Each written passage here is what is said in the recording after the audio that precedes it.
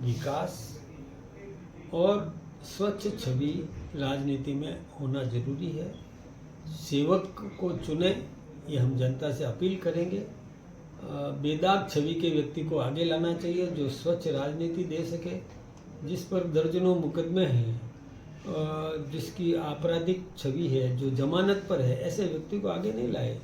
ये जनता से हम अपील करेंगे, क्योंकि यदि एक भ्रष्टाचारी को आपने अवसर दे दिया तो वो बड़ा भ्रष्टाचारी बनेगा, और एक अच्छे आदमी को अवसर दिया तो वो भी भ्रष्टाचारी भी सुधरेगा कि जनता अच्छे को चुनती है।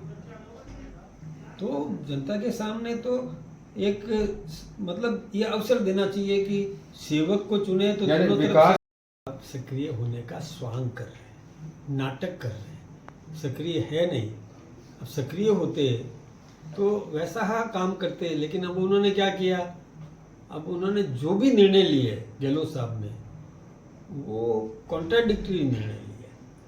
बिहार में जाकर के और नौजवान को आगे लाने की बात वो कहते हैं कि युवा है, ये है वो। तो आपका युवा था सचिन पायलट जी, युवा ही तो थे। उसको मारने का नकारा निकम्मा पता नहीं क्या क्या कह दिया, तो ये क्यों किया उन्होंने?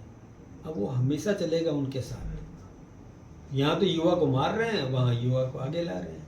यहाँ स्वच्छ छवि का उम्मीदवार उनको नहीं मिल पाया, और मजबूरन जिसने टांग पे टांग दे करके और टिकट ले लिया और उसके सामने नतमस्तक हो गए, और उसी के और वाहवाही करने के लिए चुनाव में प्रचार करके एक ग्रास रूट पर तैयार है।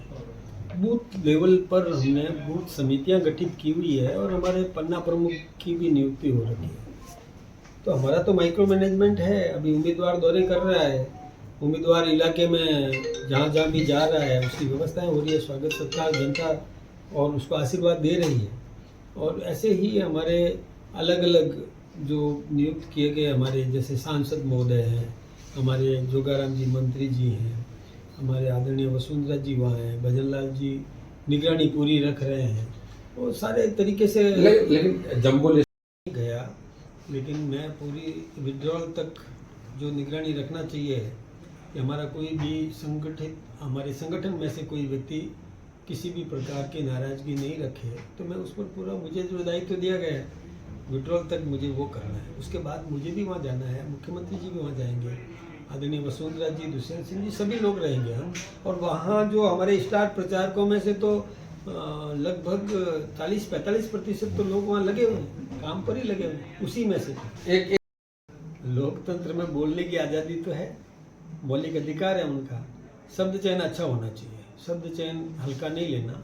विरोध करने का अधिकार भी है, अपनी छवि को निखारने का भी अधिकार है, लेकिन शब्दावली अच्छी हो तो सामने कभी भी नमस्ते हो तो आंखें नीची नहीं करनी पड़े, इसका जरूर ध्यान रखना।